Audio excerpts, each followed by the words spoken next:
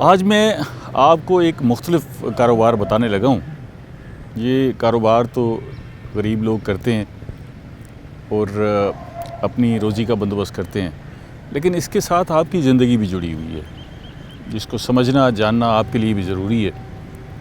یہ میرے ارد گرد جو آپ ماحول دیکھ رہے ہیں، یہاں انار کے چھلکے سکھائے جا رہے ہیں، آم کی گٹھلیاں سکھائی جا رہی ہیں اور کچے آم کو سکھایا جا رہا ہے۔ کچے آم کو کاٹ کے باریک پیسز کو سکھایا جا رہا ہے۔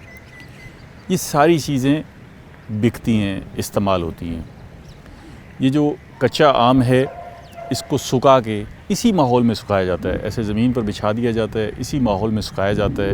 پھر یہ 3-4 دن جب سوکھ جاتا ہے تو اس آم کو اٹھا کے اس سے آم چور بنایا جاتا ہے، کھٹائی بنائی جاتی ہے، جو پورے ملک میں استعمال ہوتی ہے۔ اور کھٹائی کو جو ہے گول گپوں میں، چاٹ میں، فروٹ چاٹ میں، ہر جگہ پہ استعمال کیا جاتا ہے۔ تو یہ آم چور جو ہے پورے ملک میں بکتا ہے۔ اس کے ساتھ ساتھ جو آم کی گٹھلیاں ہیں، ان آم کی گٹھلیوں کو سکھا کے پھر انہیں فروخت کیا جاتا ہے۔ اور یہ آم کی گٹھلیوں کے اندر جو گٹھلی ہے، گٹھلی کے اندر جو اس کا گودا ہے، وہ میک اپ کے سامان بنانے کے لیے استعمال ہوتا ہے۔ اور یہ انار کے چھلکے بھی مختلف دوائیوں میں اور مختلف ادویات کے ساتھ ساتھ جو میک اپ کا سامان ہے وہاں پر استعمال کیا جاتا ہے۔ اس میں جو وائٹامنز ہوتے ہیں ان چھلکوں کے، ان کو استعمال کیا جاتا ہے۔ تو یہ آپ کی زندگی سے جڑے ہوئے ہیں، لیکن اہم بات یہ ہے کہ جس ماحول میں انہیں سکھایا جاتا ہے وہ انتہائی ان ہائیجینک ہے۔ وہاں پر صحت کے اصولوں کی کوئی جو ہے حفاظت نہیں کی جاتی، نہ ہی ان کا خیال رکھا جاتا ہے۔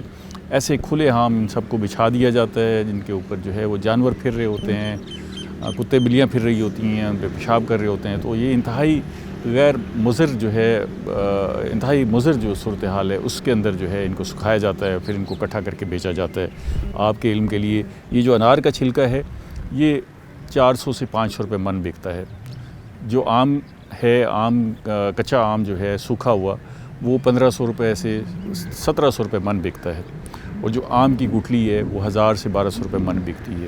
اور یہ ساری کارآمد چیزیں ہیں، لیکن کم از کم یہ ضروری ہے کہ جب بھی آپ آم چور یا آم کی کھٹائی استعمال کر رہے ہوں تو یہ ذہن میں رکھیں کہ جہاں سے سوکھ کر آتی ہے وہاں پر جو ہے یہ مضر ماحول میں اور انتہائی غیر صحت مند ماحول میں اسے سکھایا جاتا ہے، پھر اسے ایسے اکٹھا کر کے بوریوں میں بھر کے آپ کی طرف بھیج دیا جاتا ہے۔ یہی حال انار کے چھلکوں کا ہے اور یہی حال آم کی گٹھلیوں کا ہے۔ تو احتیاط کریں، اور حکومتی اداروں کو بھی چاہیے کہ اس حوالے سے جو فوڈ اتھارٹی ہے وہ بھی دیکھے کہ کم از کم ان کو جہاں جہاں سکھایا جاتا ہے، جہاں پروسیس کیا جاتا ہے، تو وہاں یہ انتہائی جو ہے غیر صحت مند ماحول ہے۔